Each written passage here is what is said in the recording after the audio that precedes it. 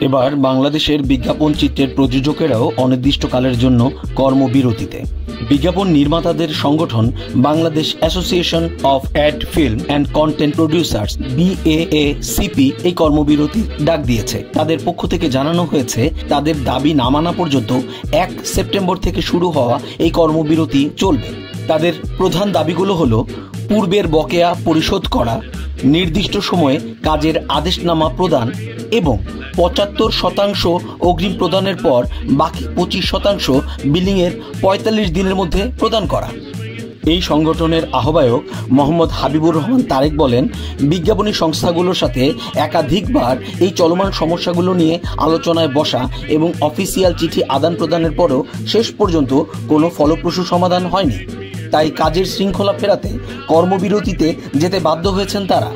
Advertising and film makers association ADFA, Bangladesh alliance of cinematographers BAC, post production association of Bangladesh PAB, art directors and costume designer association of Bangladesh BAAMS, makeup production manager, light, camera, casting পরিচালক এবং set কারিগরেরা এই কর্মবিরতিকে ঐক্যবদ্ধভাবে সমর্থন দিয়েছেন।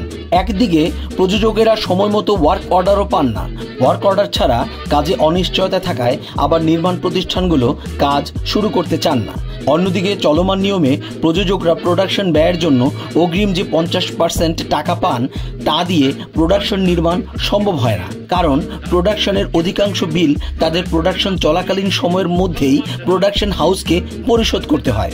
এই অগ্রিম টাকায় তারা অধিকাংশ প্রোডাকশন ব্যয় সামলে উঠতে না পারার কারণে অনেক সময় নির্মাণ প্রতিষ্ঠানের সাথে তাদের কর্মপ্রবাহে বিশৃঙ্খলা সৃষ্টি হয়। আবার সঠিক পরিমাণে অগ্রিম না পাওয়ার কারণে প্রোডাকশন হাউসও ক্যামেরার পেছনে কাজ করা বিভিন্ন ডিপার্টমেন্টকে সঠিক সময়ে বিল পরিশোধ করতে পারেন না। এতেও এই উভয় পক্ষের মধ্যে মনোমালিন্যের সৃষ্টি হয়। দীর্ঘদিন ধরে চলে আসা এই পরিস্থিতি আর মোকাবেলা করতে চাইছেন না বিজ্ঞাপন নির্মাণকারী প্রযোজকেরা। এই পরিস্থিতি সম্পর্কে বাংলাদেশের একটি শীর্ষ বিজ্ঞাপনী সংস্থার কর্ণধার বলেছেন, প্রযোজকদের এই দাবি অবশ্যই যৌক্তিক, কিন্তু ক্লায়েন্টদের কাছে তাদেরও হাত পা বাঁধা।